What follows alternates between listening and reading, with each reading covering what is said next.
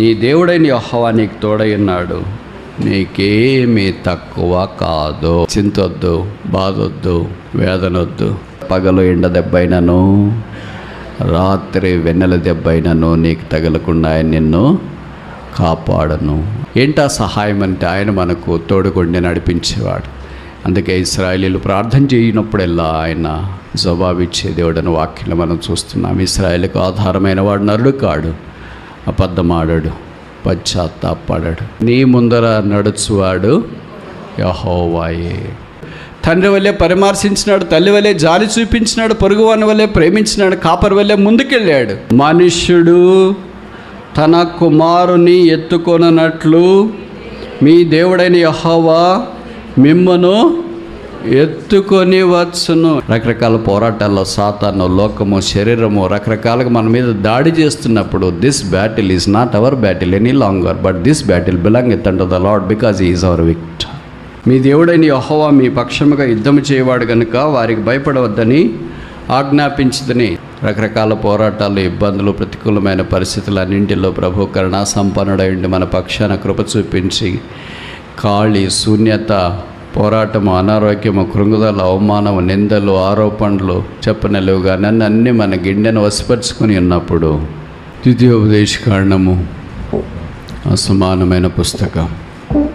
కనీసం 5 కారణాలు మనము చెప్పవచ్చు. మొదటిది,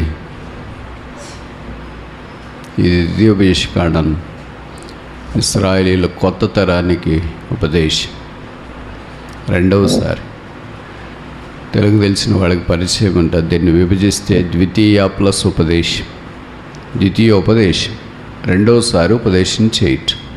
యేసు నామమును బట్టి ఉపదేశం పొందిన తరము గతించిపోయింది, అరణ్యంలో రాలిపోయారు. సో మొదటిసారి ఉపదేశం చేసినప్పుడు ఆ ఉపదేశాన్ని పొందిన వారు, విన్నవారు అరణ్యంలో రాలిపోయారు. కొత్త తరం వచ్చింది, యెహోవాను ఎరగని తరము. ఇక వారందరికీ దేవుడు మోషే ద్వారా ఈ దైవోపదేశం చేయాలని సంకల్పించిన. అందుకనే రెండవసారి అరణ్యంలో వారికి ఉపదేశం ప్రభు వారు అనుగ్రహించినట్లు వాక్యం మనకు జ్ఞాపకం చేస్తుంది. ఈ ద్వితీయోపదేశకాండము అసమానమైనదని తెలియచేయటానికి రెండవ కారణం ఏంటంటే, ఎక్కువ నీ దేవుడైన యెహోవా, నీ ఉపదేశము, నీ వాక్యము, నీ ఆజ్ఞ అనే మాటలు కనిపిస్తాయి. గాడ్ అండ్ హిస్ వర్డ్, దేవుడు, ఆయన వాక్యం. బహుశా ఇన్నిసార్లు ఈ పుస్తకంలో కనిపిస్తుంది అనుకుంటా. మామూలు మన 119వ కీర్తనలోనే చాలాసార్లు ఈ మాటలు కనిపిస్తాయి అంటాం కదా, అంతకుమించి ఎక్కువసార్లు ద్వితీయోపదేశకాండంలో కనిపిస్తాయి. ఇంకో మాటలో చెప్పాలంటే పాత నిబంధనలో దేవునికి, దేవుని వాక్యానికి అమితమైన ప్రాధాన్యత ఇచ్చిన పుస్తకం ఇది. మూడవది, ఈ ద్వితీయోపదేశకాండంలో 28వ అధ్యాయం క్రైస్తవ లోకానికి సుపరిచితం కదా. ఆశీర్వాదాల సంపద అక్కడ ప్రస్తావించబడింది. అదే సందర్భంలో శాపముల జాబితా కూడా అక్కడ రాయబడుతూ వచ్చింది. This deadly combination, both blend of blessings and curse, is not mentioned in a lengthy chapter other than Deuteronomy chapter 28. ద్వితీయోపదేశకాండం 28వ అధ్యాయంలో తప్ప శాపము, ఆశీర్వాదం రెండు సమ్మిళితం చేయబడి ఒక సుదీర్ఘమైన అధ్యాయంలో పొందపరచడం బైబిల్లో ఇక్కడ తప్ప ఎక్కడ కనిపించదు. ఆ తర్వాత కారణం చూస్తే ఈ అధ్యాయంలోనే మోషే ఈ పుస్తకంలోనే మోషే ఫేర్వెల్ మెసేజ్, వీడ్కోలు వర్తమానం ఇచ్చిన 33వ అధ్యాయంలో అది మనం చూస్తాం. కనుక ఇశ్రాయేల్ను ఉద్దేశించి ఫేర్వెల్ మోషే లాంటి వాడు ఆఖరి వర్తమానం ఇస్తున్నాడంటే ఏం చెప్తాడో అని అనుకుంటాం కదా. అలాంటి దాన్ని మనం ఎదుర్కోవటానికి లేదా చూడటానికి తరచు ప్రయత్నం చేస్తే ద్వితీయోపదేశకాండమే కనిపిస్తుంది. 5వది, ఆఖరిది, ఈ ద్వితీయోపదేశకాండంలో ఒక విషాదకరమైన సంగతి ఏంటంటే, ప్రభు మోషేని తీసుకున్నాడు. నువ్వు కనాన్లో ప్రవేశించడానికి లేదు అనే నిరుత్సాహం. అంటే ద్వితీయోపదేశకాండం మనకి ఏ జ్ఞాపకం చేస్తుందంటే, మనం దైవికమైన వారికి ఉన్నప్పుడు how to deal, cope up with gods no. దేవుడు వద్దు అని చెప్తే దాన్ని ఎట్లా భరించాలా. దేవుడు సరే అంటే భరించడానికి రెడీగా ఉన్నాం. కానీ దేవుడు వద్దు అంటే నాకు ఇది చాలా ఆశ్చర్యమవుతుంది. మోషే ఎలాగ జీర్ణించుకున్నాడా అని. ఏం జీర్ణించుకున్నాడు దేవుడు మోషేతో చెప్పిన మాటను అని అంటే, నీవు కనాన్లో ప్రవేశించడానికి వీల్లేదు, ఎక్కడి నుండే చూసి ఎక్కడి నుండే పైకి వచ్చేయని. You have both vertical look and horizontal look. First horizontal, then vertical. సమాంతరంగా చూడు, కనాను కనిపిస్తుంది. తర్వాత వర్టికల్గా చూడు, నేను కనిపిస్తాను, కనుక వచ్చేయని. ఇంత బతికి మరి అలాంటి ముగింపు ఏంటని ఎవళ్ళని అనుకుంటాం. ప్రభా నాకు ఏమీ ఫీలింగ్ లేదు, మీకు కూడా ఏం లేదు. కాకపోతే మనుషులు ఉన్నారు కదా, ఇన్ని లక్షల మంది ఉన్నారు, వాళ్ళంతా ఏమనుకోరు, మోషే ఇలాగైపోయాడే, చూడటానికి అవకాశం లేకుండా. నేను ఒక్కడే అనుకునేది కాకుండా, ప్రజలు అనుకునేది కాకుండా, రాబో తరాల్లో బైబిల్ చదివిన వాళ్ళంతా అలాగే అనుకుంటారు, మోషే కనాన్లో ప్రవేశించలేకపోయాడని. That's not really a good model. But still he accepted. ఆయన అంగీకరించినాడు. ప్రభు ఆయన తీసుకున్నాడు, ఆయన లేకపోయినాడు, ఆయన సమాధి ఎక్కడుందో తెలియదు. కనుక ఇవన్నీ మనకి ఏ జ్ఞాపకం చేస్తాయంటే, there are certain tough issues as to how we can accept when God says no. అందుకే ద్వితీయోపదేశకాండం బహుశా 5 కారణాలను బట్టి ఓ ప్రత్యేకమైనది అని మనం గుర్తించడానికి అవకాశం. ఇంకొక మాట నేను ముందుకెళ్ళటానికి ప్రయత్నం చేస్తే మీకు కూడా ఆశ్చర్యం వేస్తుంది. ద్వితీయోపదేశకాండం అంతా మోషే ఇశ్రాయేలుకు వివరించడానికి డిస్కోర్స్ అంటారు. There are at least 5 discourses mentioned in this book. అవి 5 రకాలైన ఇశ్రాయేలీల వర్తమానాలు ఇచ్చిన. ఎన్ని రోజులు తీసుకున్నారు అనుకున్నారు? ఎన్ని వారాలు తీసుకున్నారు అనుకుంటారు? ఎన్ని నెలలు తీసుకున్నారు అనుకున్నారు? ఎన్ని సంవత్సరాలు తీసుకున్నారు? మీరు షాక్ అవుతారేమో. బైబిల్ పండితుడు రాశాడు, ఒక్కరోజే ద్వితీయోపదేశకాండం అంతా ప్రజలకు చెప్పాడంట. This is the story and the discourse of a single day between Moses and the people of Israel. ఒక్క రోజులో ఇన్ని అధ్యాయాల 34 lengthy chapters in a single day. ఎట్లున్నారు? మనమైతే ఎప్పుడో వెళ్ళిపోయింటాం టైం చూసి. విచిత్రమేమో తెలుసా, ఒక్కరోజే చేసా. ఆ రోజు ఏంటి అని అంటే, అది కూడా ఇంకా మీకు షాక్ ట్రీట్మెంట్. అదేం బైబిల్లో రాయలేదు, కానీ ఇండైరెక్ట్గా రాసినారు. ఫిబ్రవరి 1వ తారీఖు. ఎందుకు ఫిబ్రవరి 1వ తారీఖు ఒక్కరోజు ఇంత లెంగ్తీ చాప్టర్ లేదా ఇంత లెంగ్తీ బుక్ చెప్పినాడు అని అంటే, ఆ రోజు ఆయన పుట్టక దినం. So Deuteronomy is the birthday message of Moses to the people of Israel in a single day by God. ఇప్పుడు చెప్పండి, పుట్టుక దినాన 34 అధ్యాయాలు చెప్తే ఎవడైనా వస్తారా పుట్టుక దినానికి? వీలైనంత తక్కువ చెప్పి ఎక్కువ కేక్ కట్టింగ్కి టైం ఇస్తే ఎవరైనా వస్తారు. కానీ ఈయన ఇంత లెంగ్తీగా చేసినాడు. సరే, ఈ సంగతులన్నీ మనకి ఏ జ్ఞాపకం చేస్తాయంటే, all his birthday attracts towards God and his word.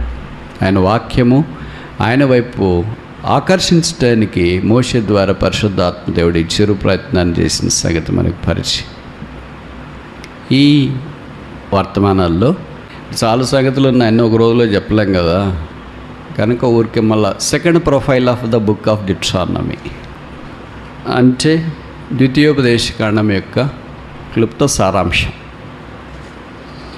ఏంటది క్లుప్త సారాంశం అంటే, 5 no's, 5 లేనివి, కానివి, అవసరం లేనివి మనం చూస్తాం. మొదటిది 2వ అధ్యాయం 7వ వచనం, డిట్రానమీ చాప్టర్ 2 verse 7. ద్వితీయోపదేశకాండం 2వ అధ్యాయము 7వ వచనం, డిట్రానమీ చాప్టర్ 2 verse 7.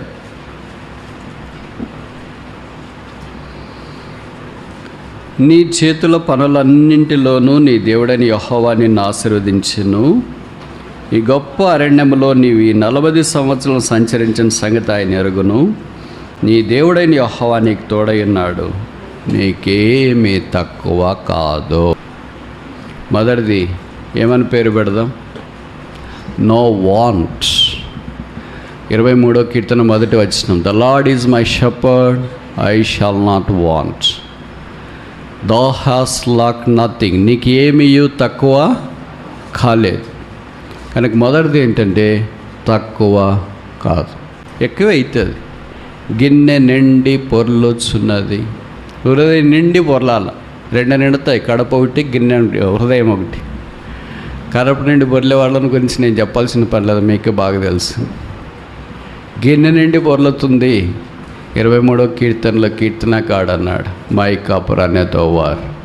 గిన్నె నిండి బొర్లితే వేరే వారికి మేలు, కడుపు నిండి బొర్లితే మనకి కష్టము, డాక్టర్లకు మేలు. ఏది కావాలి మరి? గిన్నె నిండి బొర్లేదు కావాలా, కడుపు నిండి బొర్లేదు కావాలా? గిన్నె హృదయాన్ని మనకు జ్ఞాపకం చేస్తుంది. కనుక ఆధ్యాత్మికమైన విషయాలలో ఈ గిన్నె హృదయం యేసు ప్రభువు యొక్క సిద్ధపరిచిన పాత్ర నిండి పొరలాలి. ఎవరితో నిండాలా? యేసుతోనే నిండాలి, లోకంతో కాదు, భౌతికమైన విషయాలతో కాదు, తాత్కాలికమైన వాటితో కాదు. కనుక మై కాపుర్ అనే తోవార్, నా గిన్నె నిండి పొర్లుచున్నది. రకరకాల పోరాటాలు, ఇబ్బందులు, ప్రతికూలమైన పరిస్థితులన్నింటిలో ప్రభు కరుణా సంపన్నుడైండి మన పక్షాన కృప చూపించి ఖాళీ, శూన్యత, పోరాటము, అనారోగ్యము, కృంగుదల, అవమానము, నిందలు, ఆరోపణలు చెప్పనలేవుగా అన్నీ మన గిన్నెను వశపరుచుకొని ఉన్నప్పుడు దేవుడు మనకు సహాయం చేసి కృప చూపించి ఇంతవరకు సహాయపు రాయిగా ఆయన ఇంటూ వచ్చినాడు.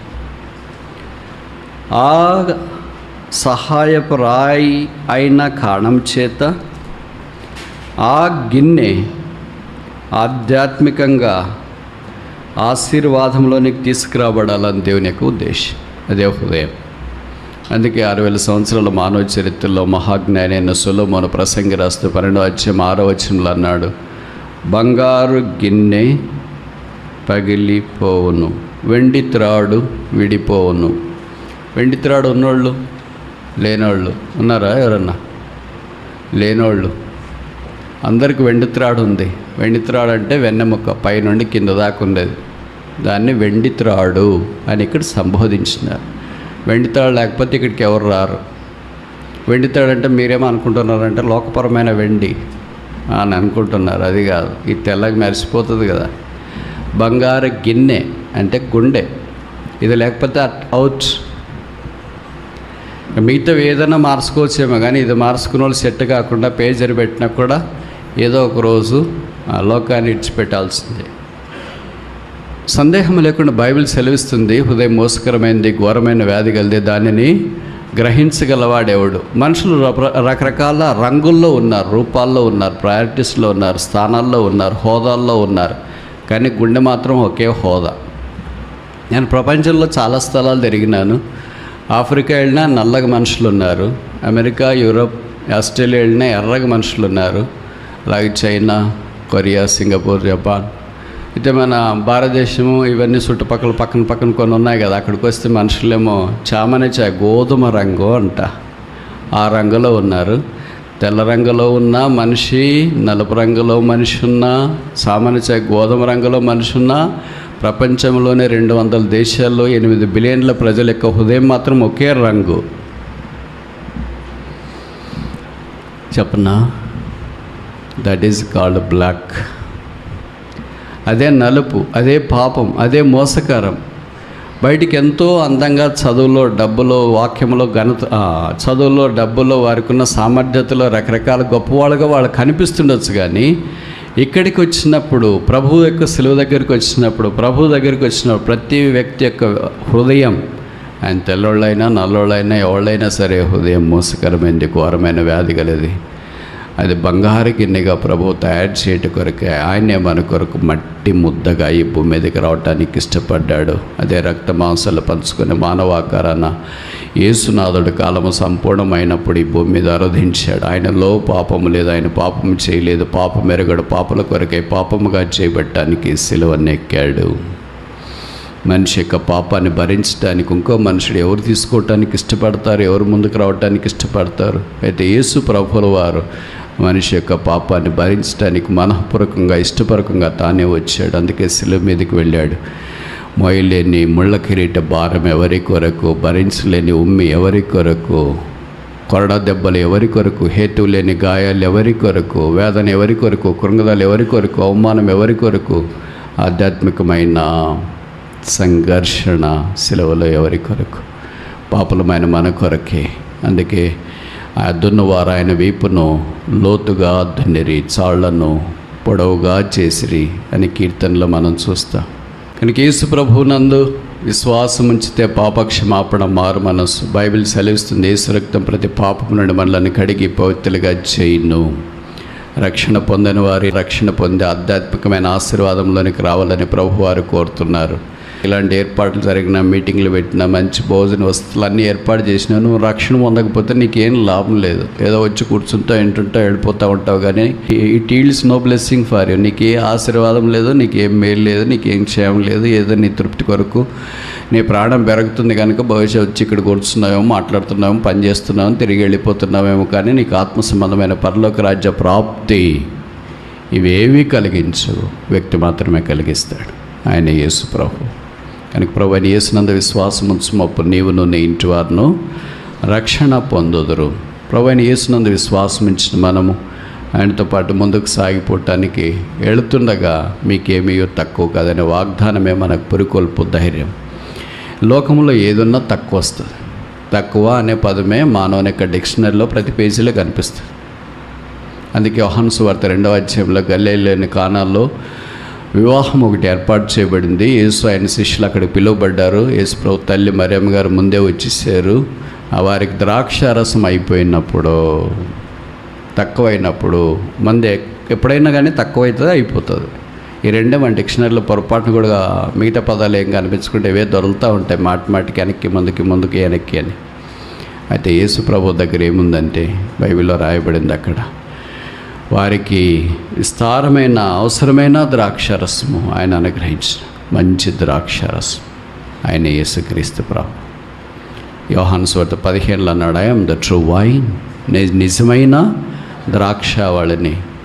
ఆయన ద్రాక్షావళి కనుక ఆయనను ఆత్మ సంబంధమైన విధానంలో మనం ఎరిగిన వారమై ఆయనతో అంటుకట్టుబడి ఉండాలని కోరబడుతున్నాం. అదే మనకు జరగకపోతే ఆయన నిజమైన ద్రాక్షవల్లి అవడం వల్ల మనకేంటి ఉపయోగము? కనుక మన జీవితాలు రంగు, రుచి, వాసన లేకుండా సామాన్యముగా ఉన్నప్పుడు ప్రభువు మనల్ని కరుణించి ఆయనతో అంటుకట్టించి ఆ ఆధ్యాత్మికమైన ఆశీర్వాదంలోనికి తీసుకొని వచ్చి ఆ జీవం, ఆ రుచి, ఆ మధురం, ఆ ప్రేమ. అందుకే పరమగీతం 1:2లో మనం చూస్తాం కదా, నీ ప్రేమ ద్రాక్షారసము కన్నా మధురం. కనుక మధురమైన జీవితాన్ని ప్రభువుల వారు మనకి ఇవ్వాలని కోరుతున్నాడు. ఇది ఉచితం, ఇది వరం, ఇది దీవెన, ఇది భిక్ష, ఇది దానం, ఇది భాగ్యం. ఇది ఇంకా నువ్వు పొందకుండా ఉంటే నష్టం నీకే. కనుక ఈ దినము ప్రభువైన యేసునందు విశ్వాసం ఉంచి రక్షణ, పాపక్షమాపణ పొందాలని మేము మనవి చేస్తున్నాం. అప్పుడు నీకేమీ తక్కువ కాదు. మొదటిది నో వాంట్, ఏది తక్కువ కాకుండా ప్రభువారు మనకు సహాయం చేసి కాపాడేవాడు. రెండోది చూస్తాం, డ్యూటెరోనమీ చాప్టర్ 3:22. ద్వితీయోపదేశకాండం 3వ అధ్యాయం 22వ వచనం అనుకుంటా. మీ దేవుడైన యెహోవా మీ పక్షముగా యుద్ధము చేయవాడు కనుక వారికి భయపడవద్దని ఆజ్ఞాపించదని. చెప్పండి, రెండో దానికి క్యాప్షన్ ఏం పెడదాం? No war, all W series. మొదటిది నో వాంట్, రెండవది నో వార్. నో వారా? అసలు వారే క్రైస్తవ జీవితమే. Christian life is not a burial ground but a battle ground అంటారు కదా. ఆ బ్యాటిల్ గ్రౌండ్ యేసు ప్రభు వారు యుద్ధాన్ని సిలువలో చేసి ముగించినాడు. అందుకనే సాతాను నిరాయుధునిగా చేసి పట్టి తెచ్చి వేడుకగా కనపరిచి బాహాటముగా అని ఊరేగించి, ఇప్పుడు యేసు ప్రభునందు విశ్వాసం ఉంచిన మనము ఆయనను బట్టి విజయోత్సాహముతో ఊరేగించబడుతున్నాం. ప్రతిరోజు ఊరేగింపే. మీకు తెలుసు కదా, ఒక రాజకీయ నాయకుడు ఎలక్షన్లో గెలిస్తే ఎన్ని రోజులు ఊరేగిస్తారు? 5 ఏళ్ళ? ఏదో గెలిచినప్పుడు కొన్ని రోజులు అలాగ ఊరేగింపు జరుగుతుంది. అది కూడా కార్యకర్తలతో వాళ్ళే డబ్బులు చేయించుకుంటారు, ఎందుకంటే కార్యకర్తలు డబ్బులు లేవు. కానీ ఇక్కడ మన దగ్గరికి వచ్చినప్పుడు ప్రభువే మనల్ని ఊరేగిస్తారు. చిన్నోళ్ళు పెద్దవాళ్ళని ఊరేగిస్తారు, పెద్దవాళ్ళు చిన్నవాళ్ళని ఊరేగిస్తారా? ధనవంతులు పేదలను ఊరేగిస్తారు, పేదలు ధనవంతులను ఊరేగిస్తారా? లోకంలో ఏం చూస్తామంటే కార్యకర్తలు నాయకులను ఊరేగించేది చూస్తాం. ఇక్కడేం చేస్తున్నాడంటే నాయకుడు కార్యకర్తలను ఊరేగించేది మనం చూస్తాం. ఆ నాయకుడు యేసుక్రీస్తు ప్రభువు. ఆయన మనల్ని ఎలాగ ఊరేగిస్తున్న విజయోత్సాహంతో. ఎప్పుడూ వారంకోసారి ఆదివారమా బైబిల్లో రాయం ప్రతిదినము మనల్ని విజయోత్సాహంతో ఊరేగిస్తున్న దేవుడు. కనుక యేసుక్రీస్తు ప్రభు ద్వారా విజయం. We are victors because of Christ. క్రీస్తుని బట్టి మనం విజయశాలలం. క్రీస్తు మహా విజయశాలి.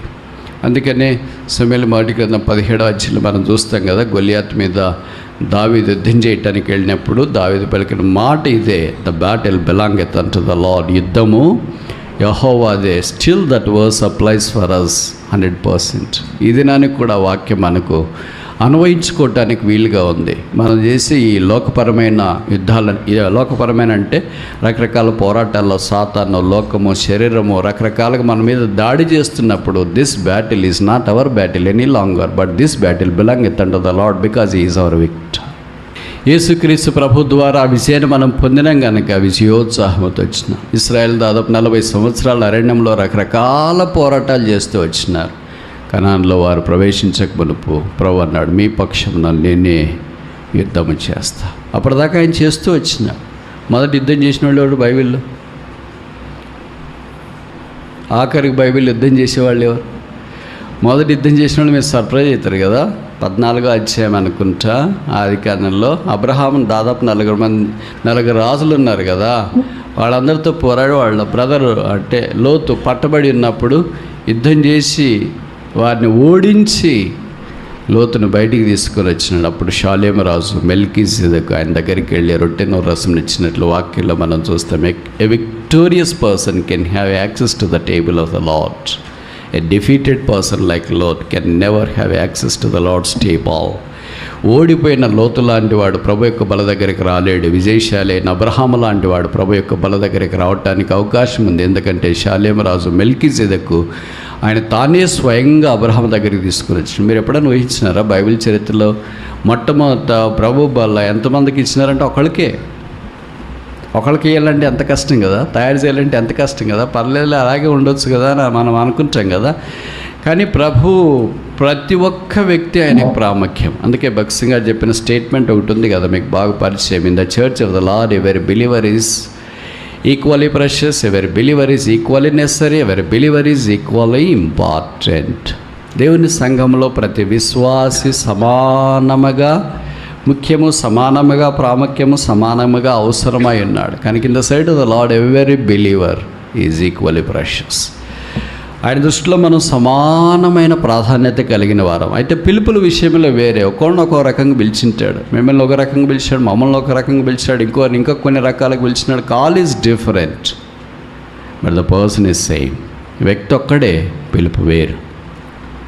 ఇప్పుడు భూమి మీద ఉన్న దావీదైతే ఏలాలోయ దగ్గర గొలియాతు మీద పోరాడి విజయం తీసుకుని వచ్చినాడు. ప్రభుకు స్తోత్రాలు. దావీదు కుమారుడని యేసైతే సిలువలో సాతాను మీద పోరాడి వారిని ఓడించి పట్టి తెచ్చి నిరాయుధనిగా చేసి మరణాన్ని ఓడించి, సాతాను ఓడించి, బంధకాలు ఓడించి, సమాధిని ఓడించి తిరిగి లేచినాడు. ఓ మరణమా నీ ముళ్ళు ఎక్కడ, ఓ సమాధి నీ విజయం ఎక్కడ? మరణములో పాపమునకున్న బలము ధర్మశాస్త్రం అనే దైవ సన్నిధిని వారికి తెలియజేసి ఆధ్యాత్మికమైన ఆశీర్వాదంలోనికి తీసుకుని వచ్చిన యేసునాథుని ద్వారా విజయోత్సాహంలో మనం పాలు పొందే భాగ్యంలోనికి తీసుకురాబడ్డాం. Now we are no more victims of the war, we are victors of the war. యుద్ధ బాధితులం కాదు, యుద్ధ విజయశాలల. కనుక యేసుక్రీస్తు ప్రభు యొక్క నామమున అలాంటి భాగ్యంలోనికి మనం తీసుకురాబడినట్లు ద్వితీయోపదేశకాండం మనకు జ్ఞాపకం చేస్తుంది. 3వ చూస్తామా? 3వ అధ్యాయం డ్యూటెరోనమీ చాప్టర్ 3, ద్వితీయోపదేశకాండం 3వ అధ్యాయం.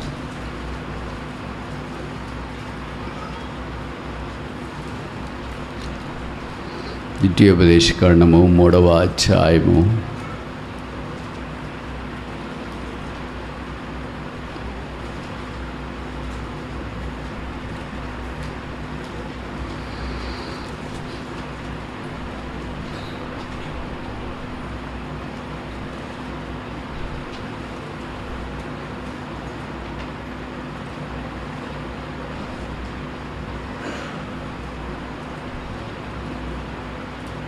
18వ వచనమా?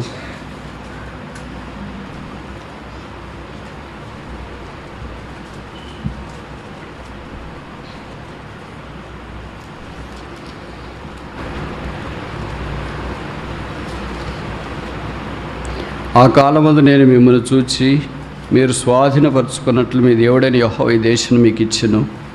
మీలో పరాక్రమవంతులందరూ యుద్ధ సన్నద్ధులై మీ సోదరులకు ఇశ్రాయేలు ముందర నది దాటవలెను. నది దాటక మునుపు ఎక్కడున్నారు? ఇక రాయబడితే వచ్చింది మొదటి అధ్యాయము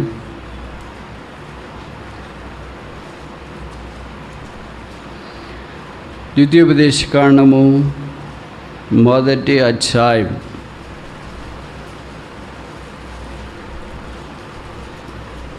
20వ వచనం. మొదటి అధ్యాయం 20వ వచనం. Deuteronomy chapter 1 verse 20. అప్పుడు నేను మన దేవుడైన యెహోవా మనకిచ్చున్న అమోరీల మన్యమునకు వచ్చియున్నాను. మన్యము అనే పదాలు కనిపిస్తాయి. అలాగే అరణ్యము 7వ వచనం 2:7. ద్వితీయోపదేశకాండం 2:7. నీ చేతి పనులన్నింటిలోనూ నీ దేవుడైన యెహోవా నిన్ను ఆశీర్వదించి నీ గొప్ప సరస్సులో వయాసిస్సులో ఈ 40 సంవత్సరాలు ప్రయాణం చేసిన అని రాసినారా? అరణ్యములో. దీనికి ఏం పేరు పెడదాం? No wilderness. అరణ్య ప్రయాణం కాదు ఇప్పుడు. We are not transferred from wilderness to the land that flight with milk and honey. పాలు తేనెలు ప్రవహించే దేశంలోనికి ఇప్పుడు మనం ప్రవేశించిన ప్రభుకు స్తోత్రాలు. అరణ్య ప్రయాణానికి పాలు తేనెలు ప్రవహించే దేశానికి చాలా తేడా ఉంటుంది కదా. అరణ్య ప్రయాణం అంటే బహుశా వారికి సరైన వసతులు ఉండవు, ఏదైనా క్రూర జంతువులు దాడి చేయొచ్చు. అందుకే పగల మేఘస్తంభం రాత్రి అగ్నిస్తంభంగా వారికి ఉండి ఆయన నడిపిస్తూ వచ్చినాడు. అరణ్యం అంటే మామూలు మీరు ఇది అనుకుంటారేమో, ఏది తెలంగాణలో ఉన్నాడు, ఆంధ్రాలో ఉన్నాడు, బీహార్లో ఉన్నాడు, ఛత్తీస్గఢ్లో ఉన్నాడు. దిస్ ఈజ్ నాట్ అరణ్యం. వాళ్ళ అడవుల్లో ఇలాంటి వెజిటేషన్ ఏముండదు. అంత dry desert, Thar desert, Sahara desert మాదిరిగా అనిపిస్తూ ఉంటుంది. ఎడారి భూములు. ఇది నేను చెప్పేది కాదు, బైబిల్లోనే రాశారు. చూడండి 30 ద్వితీయోపదేశకాండం.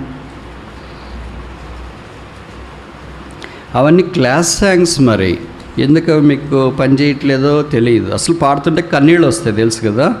32వ అధ్యాయం 10వ వచనం. 32 verse 10. అరణ్య ప్రదేశములో భీకర ధ్వని గల పాడైన ఎడారిలో వారిని కనుగొని ఆవరించి పరిమార్శించి తన కనుపాపన వలె వారిని కాపాడను. అరణ్య ప్రదేశంలో పాడైన ఎడారిలో కనుపాప వలె కాపాడిన లోకనాథుడు యేసు రక్షకుడు. No more wilderness. ఇప్పుడు ఈ అరణ్యం అనేది లేదు. అరణ్యము ద్వారా ఇశ్రాయేలీలకు కలిగిన ఇబ్బందులు అన్నీ కాదు. The wilderness has become a sepulchre. ఇంకో మాటలో చెప్పాలంటే వారికి అది సమాధులతోటైంది, బరియల్ గ్రౌండ్. ఎందుకంటే కొన్ని లక్షల మంది బహుశా ప్రభు ఎంత విశ్వాసం ఉంచిన వారు అరణ్యంలో రాలిపోయేరి. అరణ్యం ఏం చేస్తుందంటే రాలిపోయేటట్లు చేస్తుంది. అరణ్యం కాని స్థలం ఒయాసిస్ ఏం చేస్తుందంటే ప్రాణం తెప్పరిల్లేటట్లు చేస్తుంది.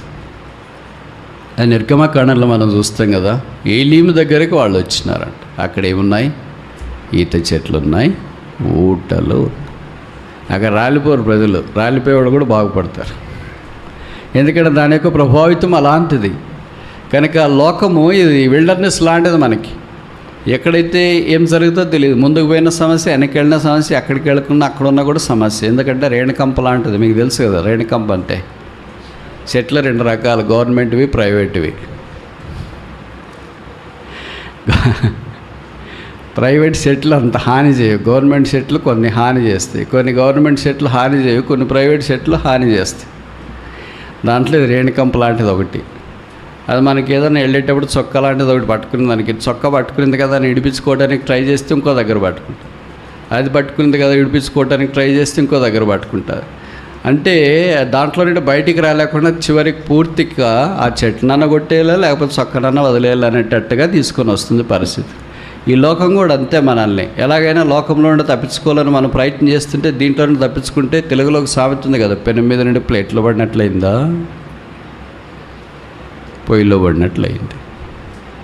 పెనుమే బాగుంటుంది కదా అనుకుంటాం, కానీ కాలుతుంది కదా దీంట్లోనే ఉందాంలే అని అనుకుంటే పెను మీద నుండి పొయ్యిలో పడినట్లు అయిపోతుంది. పొయ్యి మడుతుంది, పెనుమన్న మేలు కదా, అంత ఇంత కొద్దిగా సపోర్ట్ ఉంటుంది. నేను చెప్పే సామెతలు మీలో చాలామందికి అర్థం కాదనుకుంటే, ఎందుకంటే మీకు తెలుగు రాదు కదా. అలాగే ఇశ్రాయేలీలు అరణ్యములో నుండి ఇప్పుడు రాలిపోయిన వారు అక్కడి నుండి తప్పించబడి దేవుని యొక్క రెక్కల నీడికి వచ్చి పాడైన ఎడారి అంటే అది మామూలు ఎడారి కూడా కాదు. అంటే డెజర్ట్ అంటేనే డెజర్ట్. ఈ deserted him, she deserted him అంటే విడిచిపెట్టినారు, వదిలేసినారు అని అర్థం, అబాండెండ్ అని. దాంట్లో మళ్ళీ ఇంకా పాడైపోయింది అది. డెస్ట్రక్టివ్ డెజర్ట్, నాశనకరమైన పాడైపోయిన ఎడారి. అరణ్య ప్రయాణంలో 40 ఏళ్ళు అలాంటి దాంట్లో ప్రయాణం చేసింది. 40 ఏళ్ళు ఈయన తిప్పినాడంటే ఎంత గొప్పవాడు అనుకోవాలి. అలాంటి దాంట్లో తిరిగినారంటే వాళ్ళు ఎంత గొప్పవాళ్ళు అనుకోవాలి. కానీ విచిత్రం ఏంటంటే ఒకే డ్రెస్తో తిరిగినారు, ఒకే జత చెప్పులతో తిరిగినారు. మనం అదర్ పోటు కోటిగా సీజన్ కోటి, ఇంట్లో ఒకటి, బయట ఒకటి, సమ్మర్కి ఒకటి, వింటర్కి ఒకటి, వర్షకాలానికి ఒకటి, ఎన్ని ఉంటాయి. ఇవన్నీ పైపెచ్చు కాకుండా వాకింగ్ ఒకటి. బైబిల్ రాసిన వాళ్ళకి ఏమీ కాలేదంట. వాళ్ళ కాళ్ళు చెప్పులు చినిగిపోలేదు, వాళ్ళ చొక్కాలు మాసిపోలేదు, వాళ్ళ దేహం 40 ఏళ్ళకి మీరు ఊహిస్తారా? ఏ వ్యక్తి అయినా ఒక్కరోజు జలుబు జ్వరము ఏం లేకుండా హాస్పిటల్కి పోకుండా వడదెబ్బ తగలకుండా ఎలాగుంటాడు? మనం ఇన్ని పుచ్చకాయలు తిని, ఇన్ని మజ్జిగ తాగి, ఇన్ని చెరుకు రసం తిని, కొబ్బరి బొండాలు తాగితేనే వేడి. ఒక్క పూటకి 3 నెలలే మనకి యాక్చువల్గా ఉండేది, ఏప్రిల్, మే, జూన్ అనుకోండి. ఈ 3 నెలలు ఎండలకి అలాగైతే వాళ్ళకి జీవితం అంతా ఎండలే. అంటే అలాగ ఉంటుంది, అంత హారిబోల్.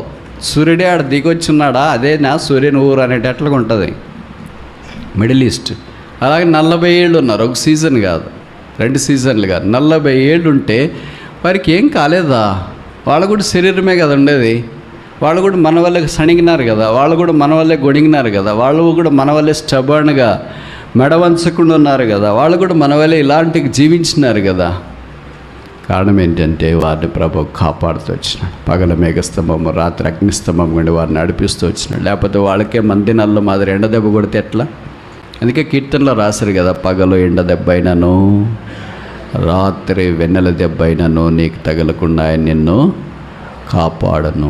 ఆయన కాపాడే దేవుడు. అరణ్యములో పాడైన స్థలములలో ఆయన కాపాడి, ఎట్లా కాపాడినాడంటే కన్నపాప వలె కాపాడినాడు. మిగతా కాపాడుకోవటానికి కన్నపాపను కాపాడుకోవటానికి తేడా చెప్పండి. ఎవరు సైన్స్ లేరు, అంత ఇంజనీర్సేనా? కన్నపాపను మనమేం కాపాడుకోవట్లేదు, అది ఆటోమేటిక్ అనమాట, స్కానర్స్ ఉంటాయి. మిగతాదాన్ని మనమే కాపాడుకోవాలి. చెయ్యి పొయ్యిలో పెట్టాలా వద్దనేది మీరు డిసైడ్ చేసుకోవాలా. అలాగే మిగతావన్నీ మనం కాపాడుకోవాలి. కాలు పెడుతున్నాం, కొన్నిసార్లు పొరపాటు జరుగుతుంది, స్లిప్ అయిపోతాం, పడిపోతాం. అట్లా కన్నపాప అట్ట కాదు, ఆటోమేటిక్.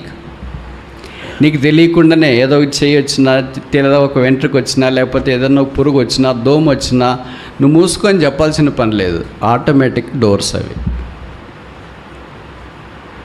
తెలుసు అనుకుంటా కదా. ఇది మన ప్రమేయం లేకుండా పనిచేస్తాయి. విచిత్రం ఏంటంటే మనకి దాని మీద ఏం ప్రమేయం ఉంటుందంటే, కళ్ళు మూసుకోమన్నప్పుడు తెరుస్తామో, తెరవమన్నప్పుడు మూసుకుంటాం. ప్రార్థన కళ్ళు మూసుకుంటే అప్పుడు తెరుస్తాం. This is true. కొంతమంది ఇలాగే చెప్తారు. నాకు మా యూనివర్సిటీలో కొంతమంది స్టాఫ్ ఉన్నారు, వేరే ఫెలోషిప్ ఉన్న స్టాఫ్. వాళ్ళు ఒకరోజు ఇచ్చి నాతో ఇలాగే చెప్తున్నారు, సార్ మీ ఫెలోషిప్లో ఏంటి సార్, అది భగత్ సింగ్ గారి పేరు బదనాం చేస్తున్నారు అందరు కలిసి అని. ఏమైందంటే ప్రార్థన అంటే ఆయన కళ్ళు మూసుకునేవాడు, మోకాళ్ళు ఉంచేవాడు. మీ వాళ్ళు ఏంటి కళ్ళు మూసుకోవట్లేదు, సరే మోకాళ్ళు ఉంచేదంటే ఎప్పుడు పోయిందనుకో, కనీసం కళ్ళన్న మోయచ్చు కదా, దానికి ఇంక కష్టపడతారని. మూస్తారే, నేను కొద్ది కవరేజ్ ఇచ్చిన ఇవ్వాలి కదా. మా దాంట్లో అట్లండేది, కళ్ళు మూసుకుంటారు, బాగానే మూసుకుంటారు అంటే వాళ్ళు మొబైల్ ఫోన్ ఓపెన్ చేసి యూట్యూబ్లో చూపించినారు. ఇదిగో చూడండి, ఒక్కొక్క మందిరం చూపిస్తుంటే 1 కాదు, 2 కాదు, 3 కాదు, ఎన్నని కవర్ ఇస్తాం. ఎవరో తెరిచింటారులేండి కళ్ళు, దాన్ని అంతా పట్టుకొని ఎందుకు అనుకుంటారంటే, ఎవరో తెరిస్తే మనం సార్ బయట కూర్చున్నవాళ్ళు, కుర్చీలో ఆడ ఈడ కూర్చున్నవాళ్ళు కాదు, ఇటు పని చేసేవాళ్ళే, ప్రార్థన చేసేవాళ్ళే, లీడర్సే కళ్ళ తెరుచుకొని చూస్తున్నారు చూడండి. ప్రార్థన అంటే చూడండి, ఒక సంఘమా, రెండా, మూడా, నాలుగా? అయ్యో యూట్యూబ్ వచ్చి ఇంత గబ్బులేపిందే మనల్ని అనిపించింది.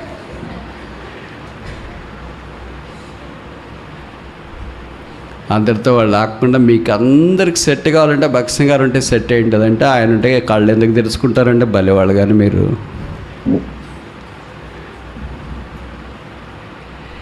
కనీసం బేసిక్ది కూడా మనం మారమే. మీరు చెప్పండి, ఎప్పుడు ఫండమెంటల్స్ విడిచిపెడతామో అప్పుడు ఓడిపోయినట్లే. ఇండియా టీం చాలా సార్లు ఓడిపోవటానికి కారణం ఏంటి? ఆస్ట్రేలియాతో, న్యూజిలాండ్తో, మిగతా టీమ్స్తో. క్రికెట్ టీము, మిగతా టీం ఫుట్బాల్ గిట్బాల్ అంత దాకా పోదనుకో, ఫండమెంటల్స్ వదిలిపెడతాం. క్యాచ్ చేసేది, బౌల్ చేసేది, లేకపోతే ఇంకేదైనా పరిగెత్తేది వికెట్స్ మధ్యలోన. When we miss the fundamentals we lose, we are defeated. అందుకని ఫండమెంటల్స్, ప్రార్థన అంటే మోకరించేది, ప్రార్థన అంటే కళ్ళ మూసుకునేది, కదలుకోకుండా ఉండాలా. పాము వచ్చినా తేలు వచ్చినా మారాలి కదా. ఇంక ఈ జీవితం సగం అయిపోయింది. నాకు తెలిసి చాలామంది జీవితం ఇక్కడ కూర్చునే వాళ్ళ సగం అయిపోయింది, పిల్లలతో తప్ప. కొంతమంది ముప్పావు అయిపోయింది. బైబిల్లో రాశారు కదా, మనిషిని యొక్క జీవితం 70 సంవత్సరాలు, అధిక బలం ఉంటే 80 సంవత్సరాలు. ఏ వయసులోనైనా కళ్ళ మూసుకోవచ్చు కదా. మరి కళ్ళ మూసుకోవచ్చుగా. ఒకేసారి పర్మనెంట్గా మూసుకునేదాకా మేము మూసుకోమంటే మీ ఇష్టం.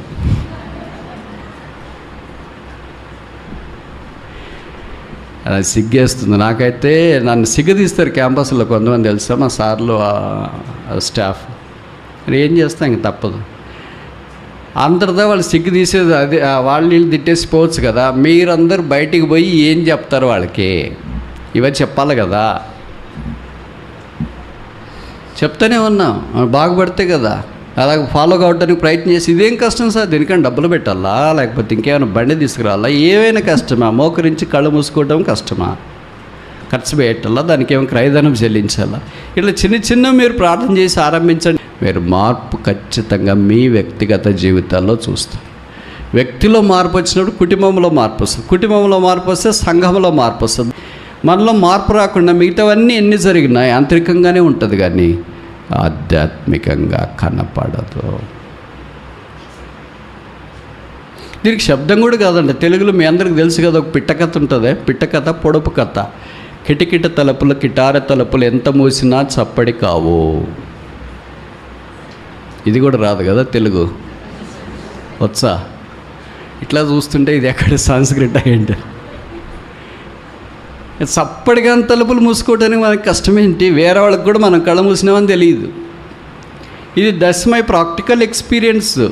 నేను చూసేదే కళ్ళారా, కానీ ఎవరికి చెప్తామని చెప్పండి. చెప్తే వినేవాళ్ళు ఎవరు ఉన్నారు చెప్పండి. అందుకే మన దాన్ని మనం మోకరిస్తాం, మన దాన్ని మనం కళ్ళు మూసుకుంటున్నాం, మన దాన్ని మనం పని చూసుకుంటున్నాం, మన దాన్ని మనం బ్యాగ్ తగిలేసుకొని పోతున్నాం. ప్రభు పిలిస్తే మన దాన్ని మనం వెళ్తాం. మీరు రెడీనా? ఎన్ని చూసాం ఇప్పటికీ? నోస్, 3 నోస్. 4th నో చూస్తామా? ద్వితీయోపదేశకాండం 32వ అధ్యాయం 11వ వచనం. పక్షిరాజు తన గూడు రేపి తన పిల్లలపైన అల్లాడుచు రెక్కలు చాపుకొని వాటిని పట్టుకొని తన రెక్కల మీద వాటిని మోయినట్లు యెహోవా వానిని నడిపించింది. యెహోవా మాత్రం వానిని నడిపించింది. ఇంకా వాక్యంలో మనం కింద సంగతులు చూస్తాం. వారు ప్రయాణం చేసినారంట. తర్వాత ఇంకొక సంగతి ఏంటంటే వారు అటు ఇటు తిరిగినారు. వాండరింగ్. ఇప్పుడు no there is no wandering. ఇప్పుడు అటు ఇటు వాళ్ళు తిరగాల్సిన పని లేదు. ఎందుకంటే ప్రభువు ఆయన్ని రెక్కల మీద మోసుకొని వస్తాడు. ఇదొక అనాలజీ. ఇలాంటి మెటఫర్ బైబిల్లో మనకి ఎక్కడ కనిపించదు. యేసుప్రభులు వారు భూమి మీద ఉన్నప్పుడు ఇశ్రాయేలు గురించి చెప్పిన సంగతి ఏంటంటే, లూకాసు వార్తలో కోడి తన పిల్లలను రెక్కల చాటున భద్రపరిచిన వెంటి సింపుల్ మెటఫర్స్ ఉపయోగించినాడు. మనకు కోడి, గద్ద ఇవంటే తెలియదు. ఓన్లీ యాపిల్, ఐపాడు అది ఇదంటే ఏదని తెలుస్తుంది. ఇవి ఆ దినాల్లో ఉన్న సాధారణమైన అనే బర్డ్స్, ఏవ్స్. అందుకనే ప్రభు ఇది జ్ఞాపం చేస్తూ వచ్చినాడు. పక్షిరాజు దాన్ని ఎలాగ సిద్ధపరిచి మోసుకొని బరువు మోసుకొని పోతారు. పోర్టర్, ఈ మాట చెప్తే తప్ప? పోర్టర్ అంటే మనం రైల్లో ప్రయాణం చేస్తూ సికింద్రాబాద్ స్టేషన్కి దిగిన తర్వాత మీరు ఏసీ కోచ్లో ప్రయాణం చేస్తే కనీసం ఏసీ కోచ్ దగ్గరే ఆగిన తర్వాత ట్రైన్లో నుండి వేరే ఊరు నుండి ఇక్కడికి వచ్చినారనుకో, ఎర్ర చొక్కా వేసుకొని తలకు రుమాలు కట్టుకొని ఒక వ్యక్తి ఒక్కొక్క కోచ్ దగ్గర తలుపుల దగ్గర ఒకరు ఇద్దరు నిలబడి ఉంటారు. వాళ్ళు ఏమంటారు? పోర్టర్స్ అంట. ఎందుకుంటారు అక్కడ? కూలి కాదు, మోయటానికి. ప్రభువారు మనల్ని మోసుకుని అలాగ పోర్టర్గా వెళ్ళాడు. మీలో కొంతమంది పిల్లలు కానీ తల్లిదండ్రులు ఉన్నారు కదా, పిల్లల్ని కొంతకాలము అంటే చిన్న పసిపిల్లల్ని బాగానే చూసుకుంటారు. వాడికి కొద్ది కాళ్ళు చేతులన్నీ వచ్చిన తర్వాత మా ఎత్తుకోమా, గాడిదినట్టుండ ఇంకా ఎత్తుకోవాలంటారు కదా, నడవలేరు, బరువు అయిపోయింది, చేత కావట్లేదు. నాకే షుగర్ వచ్చి బీపీ వచ్చి ఇబ్బంది అయిపోయింది, నడువు మా ప్లీజ్ మా ఒకసారి. ఇంకా ఆమె ఎత్తుకోకపోతే ప్రేమ ఎక్కువై పక్కన భర్త ఉంటే ఆయనకు చెప్తారు, వాడినంటే ఎత్తుకో, నాకు చేత కాదు, నీ ఇష్టం. ఇంకా ఆయనకి నాకు కూడా ఏం చేత కాదు అన్నాడు అనుకో, వాళ్ళ అక్క తమ్ముడు ఎవరో ఒకరు ఉంటారు కదా, వాడు రా ఎత్తుకుంటా, ఆహా మమ్మీనే ఎత్తుకోవాలా లేదా డాడీనే ఎత్తుకోవాలి. ఇది నేను చెప్పే మాటలు కదా, ఇక్కడ రాశారు చూడండి. ద్వితీయోపదేశకాండము. బహుశా నేను వ్యవహారికంగా చెప్తుంటే మీరేమనుకుంటున్నారంటే ఈయన ఏదేదో చెప్పేస్తున్నాడని. ఏదేదో కాదు, బైబిల్లో రాసిందే నేను మనకు అర్థమయ్యే భాషలో చెప్తున్నాను. ద్వితీయోపదేశకాండము 1వ అధ్యాయం 31. డ్యూటెరోనమీ చాప్టర్ 1:31. ఐగుప్తులోను అరణ్యములోను మీ కొరకు చేసినట్టు మీ పక్షమున యుద్ధము చేయను, మీరు చోటికి చేరే వరకు మీరు వచ్చిన మార్గం అంతట్లో. ఇప్పుడు చెప్పండి, నేను చెప్పింది ఇక్కడ ఉందా లేదా అని. మనుష్యుడు తన కుమారుని ఎత్తుకొనున్నట్లు మీ దేవుడైన యెహోవా మిమ్మును ఎత్తుకొని వచ్చును. ఇప్పుడు మరి మనుషులు మన తల్లిదండ్రులు ఎలాగ ఎత్తుకుంటారు పిల్లల్ని, అలాగే ప్రభువారు ఎత్తుకొని వచ్చినాడంట. మీరు ఊహించుకోండి ఎంతమందిని ఎత్తుకున్నాడు. ఒకళ్ళని ఇద్దరిని ఎత్తుకోవడానికే ఆ చేతులు పోయినా, వీపు పోయింది, నడుము పోయిందని మనం అనుకుంటూ ఉంటాం కదా, ఇంకెత్తుకోలేము, మొయ్యలేమని. అంటే మీరు ఎన్ని సంవత్సరాలు ఎత్తుకుంటారు? పిల్లల కన్నా తల్లులు చెప్పండి, తండ్రులు చెప్పండి. ఎన్నేళ్ళు మీ పిల్లల్ని మీరు ఎత్తుకున్నారు? 2 ఏళ్ళ, 1 సంవత్సరమా, 3 ఏళ్ళ? 3 ఏళ్ళు పాతకాలం వాళ్ళు. కొత్త కాలం వాళ్ళు 2 కూడా లేదు. 6 నెలలకు సిరలక్క పెట్టి నడు రా క్యూట్గా నడుస్తున్నాడు.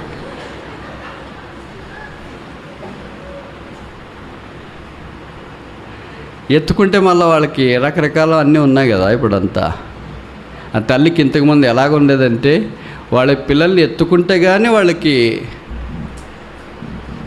సంతోషం ఉండేది కాదు. నేను అది ఒక ఉదాహరణ చెప్పొచ్చు, కానీ వాళ్ళు లైవ్లో వింటారు, మళ్ళీ ఇబ్బంది పడతారు. ఎత్తుకొని వంట చేస్తుంటారు. నేను అంటున్నానమ్మా, వంట చేసేటప్పుడైనా దించవచ్చు కదా అంటే, వంట చేసేటప్పుడు దించితే ఏదో బరువుగా ఉన్నట్లుంటుంది. అర్థమవుతుందా నేను చెప్పేది? పిల్లల్ని దించితే వాళ్ళకి బరువుగా ఉంటుందంట, పిల్లల్ని ఎత్తుకుంటే తేలిగ్గా ఉంటుందంట. అది తల్లి హృదయం. అంతేనా? మామూలుగా మనకేమి అనిపిస్తుంది? లాజిక్ ఏం చెప్తుంది? ఎత్తుకుంటే బరువు, దించితే తేలిక అని లాజిక్ చెప్తుంది. కానీ వాళ్ళ ప్రేమ ఏమి చెప్తుంది? చెప్పరేంటి? అనామకంగా చూస్తారు. ఎంత ఎక్స్పీరియన్స్డే. అన్ఎక్స్పీరియన్స్డ్ నా మాదిరి 10% దశభాగమే. వాళ్ళకి ఎంత తేలిక ఉండదు. పిల్లల్ని ఎత్తుకునే పని చేస్తారు, పిల్లల్ని ఎత్తుకునే మాటలు చెప్తారు. ఈ పాతకాలం ఇప్పటిది కాదులే, ఇప్పుడు అంత లేదు. పాపం వాళ్ళు పిల్లలు నోచుకోలేకపోయారు ఆ బంధం, ఆ పేగు. ఒక మనుష్యుడు తన కుమారుని ఎత్తుకొని మోసినట్లు. సరే, ఇప్పుడు మీరు చెప్పారు కదా 3 ఏళ్ళు అని. ఇక్కడ ఎన్ని ఏళ్ళు ప్రభు మోసినట్లు? మరి 40 ఏళ్ళు. ఇప్పుడు నేను ఈ మాట చెప్తా, మీరు వేరుగా అర్థం చేసుకోవద్దు, డైరెక్ట్గా నాకు జవాబు చెప్పండి. ఇక్కడ పెళ్ళయి పిల్లలు కలిగిన తల్లిదండ్రులు మా వాడిని 40 ఏళ్ళు వయసు వచ్చేదాకా ఎత్తుకున్నానని వాళ్ళు చేయొద్దండి. మా కూతుర్ని కూడా 40 ఏళ్ళు వయసు వచ్చేదాకా సంకలో నుండి దించలేదు బ్రదర్ అని వాళ్ళు చేయొద్దండి. ఒకవేళ పొరపాటున మీరు అట్లా ఎత్తుకొని పోయినారో అని అనుకో, ఊర్లో జనము సంతకొచ్చిన వాళ్ళు ఏమంటారు? నిన్నంతా సంతకొచ్చిన వాళ్ళు సంత చేయడం మానేసి ఇటు చూస్తారు. ఏమక్క ఎత్తుకొని కాళ్ళు బాగలేవా? ఏమైంది? ఎత్తుకొని ఉన్నారు. ఆరోగ్యం బాగాలేదా? కాళ్ళు బాగాలేదా? ఏమైంది? అదే ఒక చిన్న బిడ్డని ఎత్తుకొని పోయారు, 1-2 సంవత్సరాల పిల్లల్ని. వాళ్ళు చూస్తేనే క్యూట్గా ఫీల్ అవుతారు. నా దగ్గరికి కూడా రాని ఇట్లా చేతులు ఇస్తారు, ఎత్తుకుంటారు, చాలా సరదాగా ఉంటారు. అదే 40 ఏళ్ళ ఎత్తుకొని పోతుంటే నా దగ్గర కూడా రా అంటారా ఎవరన్నా? మరి ప్రభువారు ఏం చెప్తున్నారంటే, నేను మిమ్మల్ని 40 ఏళ్ళు ఎత్తుకున్నా. ఒక మనుష్యుడు తన కుమారుని ఎత్తుకున్నట్లు, అంటే కూతుర్ని కూడా విత్ ఇన్ ద బ్రాకెట్స్, మళ్ళీ వాళ్ళని ఎత్తుకున్నారు, మమ్మల్ని ఎవరు ఎత్తుకోవట్లేదు అని ఫీల్ కావద్దండి. ఒక మనుష్యుడు పిల్లల్ని, కూతుర్ని, కుమారుణ్ణి 40 ఏళ్ళు లేదా ఎంతకాలం ఎత్తుకుంటాడో అంతకాలము నేను మిమ్మల్ని 40 ఏళ్ళు ఎత్తుకున్నాను. ఇలాగ చేసేవాళ్ళు ఎవరైనా ఉంటారండి? చెప్పండి. మామూలు ఊర్లో ఇప్పుడు 3 ఏళ్ళు 4 ఏళ్ళు అంటారు కదా, ఆ 3-4 ఏళ్ళకు కూడా ఇరుగు పొరుగు అంటూ ఉంటారు, ఇంకా గాడిద మీద ఉన్నాడు, ఎత్తుకో తిరుగుతున్నావేంటమ్మా, మీకంటే ఏమో అనిపించట్లేదు, మాకంతా సూడు బుద్ధి కావట్లేదు, వదిలేయచ్చు కదా, నడుస్తాడు కదా, అట్లా ఎత్తుకొని తిరిగితే కాళ్ళు ఎట్లా వస్తాయి, నడిచేది ఎట్లా వస్తుంది, పడేది లేచేది ఎలాగ తెలుస్తుంది, పిల్లల్ని ఎలాగ పెంచాలో కూడా తెలియట్లేదు, కొత్తగా ఎవరినంటే మా ఊరికి వచ్చింది ఈమె అని. కానీ ఈ ప్రభువుల వారు 40 ఏళ్ళుగా మనల్ని ఎత్తుకొని నడిపించి నడిపించి నడిపించి నడిపించి ఇక్కడ దాకా తీసుకుని వచ్చిన ఎంత ప్రేమ ఆయనకి. ఆ తల్లి ప్రేమ కాదనుకోలేక బిడ్డల్ని ఎత్తుకుంటే వేరే వారి రకరకాలుగా మాట్లాడినా, క్రిటిసైజ్ చేసినా, కాదన్నా, తక్కువన్నా, ఏదో కవరప్ ఇచ్చుకొని ఏమనక్క వదలట్లేదు, అందుకనే అట్లా ఎత్తుకుందాం. ఇంకా కొంతమంది ఇంకా ఒక అడుగు ముందుకేసి ఇంక ఇదే లాస్ట్ కాన్పు, ఇదే వీడే లాస్ట్ వాడు కదా, తర్వాత ఎత్తుకునేది ఎవడో మనమన్నో మనవరాలనో, అంతదాకా ఇంక ఇబ్బంది అనిపిస్తుంది, అందుకే ఇప్పుడే ఎత్తుకొని తిరుగుతున్నా. వారికి అది మోజు, దాన్ని వదులుకోలేరు, ఆ బంధము. అలాగే యేసునాథుడు 9 నెలలు మోసి కన్న తల్లిదండ్రులే తమ పిల్లల్ని ఎత్తుకొని తిరగటానికి అంత ఆరాటపడితే, యేసునాథుడు మనల్ని శిలువలో రక్తమ కార్చి కన్న తర్వాత ఆయన 40 ఏళ్ళుగా ఇశ్రాయేల్ని మోసుకొని వచ్చిన. ఇప్పుడు మనల్ని ఎన్నేళ్ళు మోసుకున్నాడు చెప్పండి? ఎవరికి ఎంత వయసు ఉంటే అంత. స్ట్రేంజ్ కదా, 50 ఏళ్ళు 60 ఏళ్ళు 70 ఏళ్ళు మోసుకున్నాడంటే మాకే సిగ్గేస్తుంది బ్రో ఆ మాట వినాలంటే. మరి రాశాడు, మెటఫర్ ఇచ్చినాడు. మీరు వేరువేరుగా అనుకుంటారేమో, తప్పుగా అనుకుంటారేమో అని, ఒక మనుషుడు తన కుమారుణ్ణి బ్రాకెట్లో కుమార్తెని ఎత్తుకున్నట్లు మేమును ఎత్తుకొని నడిపించినాను. ఎత్తుకున్నాడంట, మోసినాడంట, నడిపించినాడంట, ఇవన్నీ పదాలు ఆయన వాడుతూ వచ్చినాడు. ఇవన్నీ చూస్తే ఆశ్చర్యం వేస్తుంది. ఇవన్నీ ఎవరికి చేస్తారు? ఎవరిని ఎత్తుకుంటారు? ఎవరిని మోసుకుంటారు? ఎవరు నడిపిస్తారు? ఎవరిని తీసుకెళ్తారు? చేతగానే కదా, బలహీనలే కదా, లేకపోతే అనంతరాడని నువ్వే నడవరా అంటారు. పక్షిరాజు వల్లే మోసినాడు, మనుషుని వల్లే ఎత్తుకున్నాడు, తండ్రి వల్లే పరామర్శించినాడు, తల్లి వల్లే జాలి చూపించినాడు, పొరుగువాని వల్లే ప్రేమించినాడు, కాపరి వల్లే ముందుకెళ్ళాడు. కరుణానాథుడు మనందరి పాపాలు భరించి సెలవులో రక్తం కార్చిన ఈ కణాను ప్రార్థనా మందిర సాక్ష్యాన్ని ఆయన 40 ఏళ్ళుగా మోసుకొని వచ్చిన. ఇప్పటిదాకా 4 నోస్ చూసినాం అనుకుంటా కదా. మొదటిది ఏంటి? నో వాంట్, ఏమీ తక్కువ కాదు, కొరత లేదు. రెండవది ఏంటి? నో వార్, యుద్ధం లేదు. యేసు నామమున మనం జయ పొందిన జయ భూమి మీద నిలబడి ఉన్నా. మూడవది ఏంటి? నో విల్డర్నెస్, ఇప్పుడు అరణ్యము లేదు. ఆయన మనల్ని సమభూమి గల సమృద్ధి గల చోటులోనికి, సంఘములోనికి తోడుకొని వచ్చినాడు. నాలుగవది ఏంటి? నో వాండరింగ్, ఇంక అటు ఇటు తిరిగి జీపీఎస్ లేకుండా ప్రయాణం చేయాల్సిన పని లేదు. యేసు ఆయన మనకు ముందుగా వెళ్ళి ఆయన నడిపించాడు. అదే కదా ఈ సంవత్సరం మనకి ఇచ్చిన వాగ్దానం. ఎక్కడ ఓహో, ద్వితీయోపదేశకాండ 31:8, నీ ముందర నడుచువాడు యెహోవాయే. 5వ ఆఖరి చూసి ముగిస్తామా? ద్వితీయోపదేశకాండం, డిట్రానమీ 33:29, ద్వితీయోపదేశకాండం 33:29. ఇశ్రాయేలు, నీ భాగ్యం ఎంత గొప్పది, యెహోవా రక్షించిన నిన్ను పోలిన వాడేవుడు, ఆయన నీకు సహాయకరమైన కేడెము, నీకు ఔన్నత్యమును కలిగించు ఖడ్గము, నీ శత్రువులు నీకు లోబడినట్లుగా వారు వేషం వేయుదురు, నీవు వారి ఉన్నత స్థలములను ఆయన నీకు సహాయకరమైన ఇవన్నీ వచనాలు ఒకటే మాటలో చెప్తాం. మీరు చెప్తారు, నేను చెప్పాలా? Precise writing. W series, no worries. చింతొద్దు, బాధొద్దు, వేదనొద్దు. ఇస్రాయేల్ రకరకాల పరిస్థితులు బట్టి బాధపడుతుందేమో. ఇస్రాయేలు నీ భాగ్యం ఎంత గొప్పది. భాగ్యవంతులు, ఆశీర్వాదంలోనికి వచ్చిన వాళ్ళు బైబిల్లో కొంతమంది మనకు కనిపిస్తారు. అలాంటి వాళ్ళు ఇస్రాయేల్ కూడా ఉన్నారు. ఇక్కడ ఇస్రాయేల్ అంటే యాకోబు అనే కాదు, ఆ ఇస్రాయేల్కి సమూహం అంతటిని జ్ఞాపకం చేస్తుంది, కలెక్టివ్ టైటిల్. నీ భాగ్యం ఎంత గొప్పది, యెహోవా రక్షించిన నిన్ను పోలినవాడు. ఏంటా భాగ్యం అంటే యెహోవా రక్షణ మనకు వచ్చింది. ఏంటా సహాయం అంటే ఆయన మనకు తోడుగుండి నడిపించేవాడు. అందుకే ఇశ్రాయేలీయులు ప్రార్థన చేయనప్పుడల్లా ఆయన జవాబిచ్చే దేవుడని వాక్యంలో మనం చూస్తున్నాం. ఇశ్రాయేలుకు ఆధారమైన వాడు నరుడు కాడు, అబద్ధమాడాడు, పశ్చాత్తాపడాడు. ఇక నో వరీస్. చింతించవద్దు, భయపడొద్దు, విషాదపడవద్దు, దుఃఖపడవద్దు, కృంగిపోవద్దు, జడేవద్దు. ఇవన్నీ ఆయన వాడిన మాటలే. ద్వితీయోపదేశకాండంలో 1:20 మనం చూసాం కదా, భయపడొద్దు, జడియ వద్దు, ఇవన్నీ వద్దు వద్దు వద్దు వద్దు, నో వరీస్. ఇంకేమి దేని గురించి విచారించవద్దు. బైబిల్లో 2 మాత్రం అసమానమైన సంగతులు కనిపిస్తాయి. మొదటిది, who is like unto the oh God. యెహోవా నీకు సముడైన వాడు, నిన్ను పోలిన వాడేవాడు. రెండవది, ఇశ్రాయేలు నిన్ను పోలినవాడు ఎవడు. One is God, the other is God chosen people. ఈ దినాన మన దగ్గరికి వస్తే మన విషయంలో యేసుక్రీస్తు ప్రభువు, మన విషయంలో రక్షణ పొందిన విశ్వాసి, వారి కుటుంబాలు, వారి చేరి వచ్చే స్థానిక సమాజం. There is nothing as that of the local church cleansed by the precious blood of Jesus Christ. యేసు రక్తం ద్వారా కడగబడిన సంఘాన్ని మించిన ఆయుధం లేదు. ఈ సంఘానికి ఆయన మత్తయి సువార్త 16వ అధ్యాయంలో ఏమిచ్చిన, మీరు భూమి మీద దేన్ని బంధిస్తారో అది పరలోకం. అంతే. భూమి పరలోకం ఎక్కడుంది? తెలుగు రాదు కదా. సంఘం దగ్గరే ఉంది. విడుదల బంధింపు ఎక్కడుంది? సంఘం దగ్గరే ఉంది. పాతాళలోక ద్వారాలు ఎక్కడున్నాయి?